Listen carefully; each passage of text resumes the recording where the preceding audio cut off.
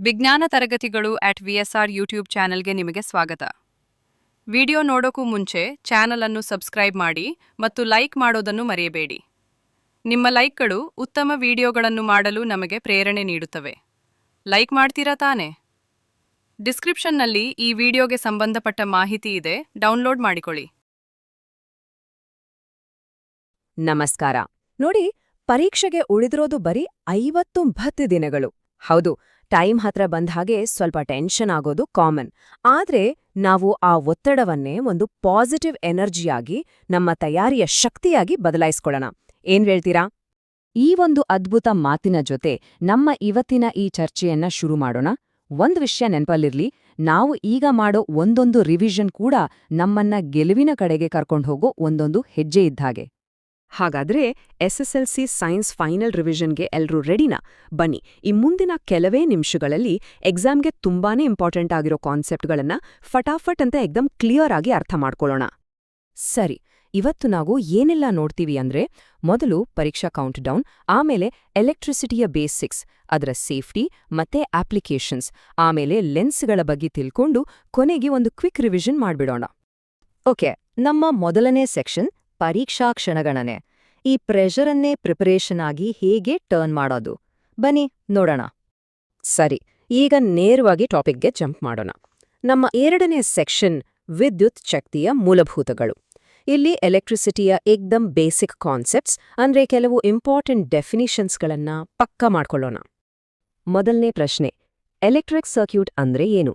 ಯೋಚನೆ ಮಾಡಿ, ಇದು ಎಲೆಕ್ಟ್ರಿಸಿಟಿ ಚಾಪ್ಟರ್ನ ಫೌಂಡೇಶನ್ ಇದ್ದಾಡಿ. ಸ್ವಲ್ಪ ನೆನ್ಪು ಮಾಡ್ಕೊಳ್ಳಿ ನೋಡೋಣ. ಇದಕ್ಕೆ ಉತ್ತರ ವಿದ್ಯುತ್ ಪ್ರವಾಹದ ನಿರಂತರ ಮತ್ತು ಆವೃತ ಮಾರ್ಗ. ಅಷ್ಟೇ. ನೋಡಿ, ಎಷ್ಟು ಸಿಂಪಲ್ ಮತ್ತು ಸ್ಟ್ರೇಟ್ ಫಾರ್ವರ್ಡ್ ಡೆಫಿನಿಷನ್ ಅಲ್ವಾ?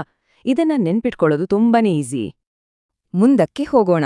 ಕಂಡಕ್ಟರ್ಸ್ ಮತ್ತೆ ಇನ್ಸುಲೇಟರ್ಸ್ ಅಂದ್ರೆ ವಾಹಕ ಮತ್ತು ಅವಾಹಕ, ಇವೆರಡರ ವ್ಯತ್ಯಾಸ ಏನು ಅಂತ ಕ್ಲಿಯರ್ ಮಾಡ್ಕೊಳ್ಳೋಣ. ಈಗ ನೋಡಿ, ತಾಮ್ರದ ತಂತಿ ಇದೆಯಲ್ಲ, ಅದು ಕರೆಂಟನ್ನು ಈಸಿಯಾಗಿ ಪಾಸ್ ಆಗಕ್ ಬಿಡುತ್ತೆ, ಅದಕ್ಕೆ ಅದು ವಾಹಕ. ಅದೇ ಮರ, ಪ್ಲಾಸ್ಟಿಕ್ ತಗೊಂಡ್ರೆ ಅವು ಕರೆಂಟ್ ಹೋಗಕ್ ಬಿಡಲ್ಲ, ಅದಕ್ಕೆ ಅವು ಅವಾಹಕ. ಸಿಂಪಲ್ ಅಲ್ವಾ? ಈ ಸಿಂಬಲ್ಸ್ ಅನ್ನ ಸ್ವಲ್ಪ ಗಮನಿಸಿ. ಎಡಗಡೆ ಇರೋದು ಒಂದೇ ಒಂದು ಎಲೆಕ್ಟ್ರಿಕ್ ಸೆಲ್, ಬಲಗಡೆ ಇರೋದು ಬ್ಯಾಟರಿ, ಅಂದ್ರೆ ಒಂದಕ್ಕಿಂತ ಹೆಚ್ಚು ಸೆಲ್ಗಳನ್ನ ಸೇರಿಸಿದಾಗ ಆಗೋದು. ಇವೆರಡು ಒಂದು ಸರ್ಕ್ಯೂಟ್ಗೆ ಪವರ್ ಸಪ್ಲೈ ಮಾಡೋ ಬೇಸಿಕ್ ಕಾಂಪೊನೆಂಟ್ಸ್. ಇವ್ಗಳಿಲ್ಲ ಅಂದ್ರೆ ಸರ್ಕ್ಯೂಟ್ ಕಂಪ್ಲೀಟ್ ಆಗೋದೇ ಇಲ್ಲ. ಓಕೆ, ಇಲ್ಲಿವರೆಗೂ ಥಿಯರಿ ಆಯ್ತು. ಈಗ ಸ್ವಲ್ಪ ಪ್ರಾಕ್ಟಿಕಲ್ ಆಗಿ ಯೋಚಿಸೋಣ. ನಮ್ಮ ಮೂರನೇ ಸೆಕ್ಷನ್ ಸುರಕ್ಷತೆ ಮತ್ತು ಅನ್ವಯಗಳು ಅಲ್ವಾ? ಎಲೆಕ್ಟ್ರಿಸಿಟಿ ಬಗ್ಗೆ ತಿಳ್ಕೊಳ್ಳೋದು ಎಷ್ಟು ಮುಖ್ಯವೋ, ಅದನ್ನ ಸೇಫ್ ಆಗಿ ಬಳಸೋದು ಹೇಗೆ ಅಂತ ತಿಳ್ಕೊಳ್ಳೋದು ಅದಕ್ಕಿಂತ ಮುಖ್ಯ. ಒಂದು ನಿಮಿಷ ಗಮನ ಕೊಡಿ. ಓವರ್ಲೋಡ್, ಈ ಪದವನ್ನ ನಾವು ಡೈಲಿ ಲೈಫಲ್ಲಿ ತುಂಬಾ ಸಲ ಕೇಳಿರ್ತೀವಿ. ಆದ್ರೆ ಇದರ ನಿಜವಾದ ಅರ್ಥ ಏನು ಮತ್ತೆ ಇದು ಯಾಕೆ ಅಷ್ಟು ಡೇಂಜರಸ್? ಓವರ್ಲೋಡ್ ಅಂದ್ರೆ ಬೇರೇನೂ ಅಲ್ಲ, ಒಂದೇ ಒಂದು ಸಾಕೆಟ್ಗೆ ತುಂಬಾ ಡಿವೈಸ್ಗಳನ್ನ ಕನೆಕ್ಟ್ ಮಾಡಿದಾಗ ಅದು ತಡ್ಕೊಳ್ಳೋಗಾಗದಷ್ಟು ಕರೆಂಟನ್ನ ಎಳೆಯುತ್ತೆ. ಇದರಿಂದ ಶಾರ್ಟ್ ಸರ್ಕ್ಯೂಟ್ ಅಥವಾ ಬೆಂಕಿ ಹತ್ಕೊಳ್ಳೋ ಅಪಾಯ ಇರುತ್ತೆ. ಹಾಗಾದ್ರೆ ಈ ಅಪಾಯದಿಂದ ಪಾರಾಗೋದು ಹೇಗೆ? ಅದಕ್ಕೆ ನಮ್ಮತ್ರ 2 ಸೂಪರ್ ಹೀರೋಗಳಿದ್ದಾವೆ. ಒಂದು ಎಲೆಕ್ಟ್ರಿಕ್ ಫ್ಯೂಸ್, ಇನ್ನೊಂದು ಸರ್ಕ್ಯೂಟ್ ಬ್ರೇಕರ್. ಇವೆರಡು ನಮ್ಮ ಮನೆನ ಮತ್ತೆ ನಮ್ಮ ಡಿವೈಸ್ಗಳನ್ನ ಸೇಫ್ ಆಗಿಡೋಕೆ ತುಂಬಾನೇ ಮುಖ್ಯ. ಕರೆಂಟ್ ಅಂದ್ರೆ ಬರೀ ಲೈಟ್ ಕೊಡೋದಷ್ಟೇ ಅಲ್ಲ, ಅದು ಹೀಟ್ ಕೂಡ ಕೊಡುತ್ತೆ. ಜೌಲ್ಸ್ ಲಾ ಆಫ್ ಹೀಟಿಂಗ್ ಮೇಲೆ ಕೆಲಸ ಮಾಡೋ ಈ ಡಿವೈಸ್ಗಳನ್ನ ನೋಡಿ. Iron box, electric fuse, kettle, heater, ಇವೆಲ್ಲ ನಾವು ದಿನಾ ಬಳಸೋ ವಸ್ತುಗಳು. ನೋಡಿ, ಸೈನ್ಸ್ ನಮ್ಮ ಡೈಲಿ ಲೈಫ್ಗೆ ಎಷ್ಟು ಹತ್ರ ಇದೆ ಅಲ್ವಾ? ರೈಟ್, ಎಲೆಕ್ಟ್ರಿಸಿಟಿಯಿಂದ ಈಗ ಲೈಟ್ ಪ್ರಪಂಚಕ್ಕೆ ಜಂಪ್ ಮಾಡೋಣ. ನಮ್ಮ 4ನೇ ಸೆಕ್ಷನ್ ಮಸೂರಗಳ ಪ್ರಪಂಚ.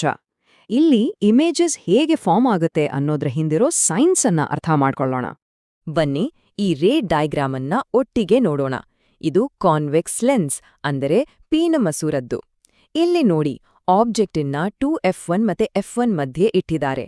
ಆಗ ಲೈಟ್ ರೇಸ್ ಲೆನ್ಸ್ ಮೂಲಕ ಪಾಸ್ ಆಗಿ ಬೆಂಡ್ ಆಗಿ 2F2ನ ಆಚೆ ಕಡೆ ಒಂದು ಇಮೇಜ್ ಫಾರ್ಮ್ ಮಾಡ್ತಾ ಇದೆ. ಇದು ಎಷ್ಟು ಕ್ಲಿಯರ್ ಆಗಿ ಕಾಣಿಸ್ತಾ ಇದೆ ನೋಡಿ. ಸರಿ, ಈಗ ಆ ಇಮೇಜ್ನ ಕ್ಯಾರೆಕ್ಟರಿಸ್ಟಿಕ್ಸ್ ಒಂದೊಂದಾಗಿ ನೋಡೋಣ. ಆಬ್ಜೆಕ್ಟ್ ಪೊಸಿಷನ್ ಎಲ್ಲಿದೆ? 2F1 ಮತ್ತು F1 ನಡುವೆ.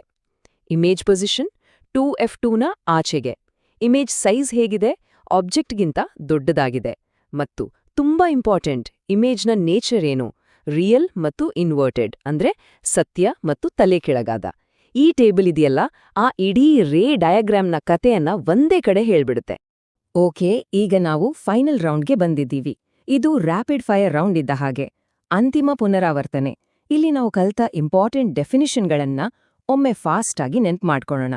ಇದು ಎಕ್ಸಾಮ್ನಲ್ಲಿ ಟೈಮ್ ಸೇವ್ ಮಾಡಕ್ಕೆ ಹೆಲ್ಪ್ ಆಗುತ್ತೆ. ಫಸ್ಟ್, ಎಲೆಕ್ಟ್ರಿಕ್ ಕರೆಂಟ್ ಅಂದ್ರೆ ವಿದ್ಯುತ್ ಆವೇಶಗಳ ಪ್ರವಾಹದ ದರ, ಸಿಂಪಲ್. ನೆಕ್ಸ್ಟ್, ಪೊಟೆನ್ಷಿಯಲ್ ಡಿಫರೆನ್ಸ್ ಅಂದರೆ ವಿಭವಾಂತರ. ಒಂದು ಯೂನಿಟ್ ಚಾರ್ಜನ್ನ ಒಂದು ಪಾಯಿಂಟಿಂದ ಇನ್ನೊಂದು ಪಾಯಿಂಟ್ಗೆ ತಗೊಂಡು ಹೋಗೋಕೆ ಮಾಡೋ ಕೆಲ್ಸ ಅಷ್ಟೇ. ಆಮೇಲೆ ಈ ಪಾಯಿಂಟ್ ಮರಿಬೇಡಿ, ಪೊಟೆನ್ಷಿಯಲ್ ಡಿಫರೆನ್ಸ್ ಅನ್ನ ಮೆಜರ್ ಮಾಡೋ ಡಿವೈಸ್ ಯಾವುದು? Volt meter. ಕರೆಕ್ಟ್. ನಾವು ಶುರು ಮಾಡಿದ ಅದೇ ಅದ್ಭುತ ಮಾತಿನ ಜೊತೆ ಇವತ್ತಿನ ಈ ಚರ್ಚೆಯನ್ನ ಮುಗಿಸೋಣ.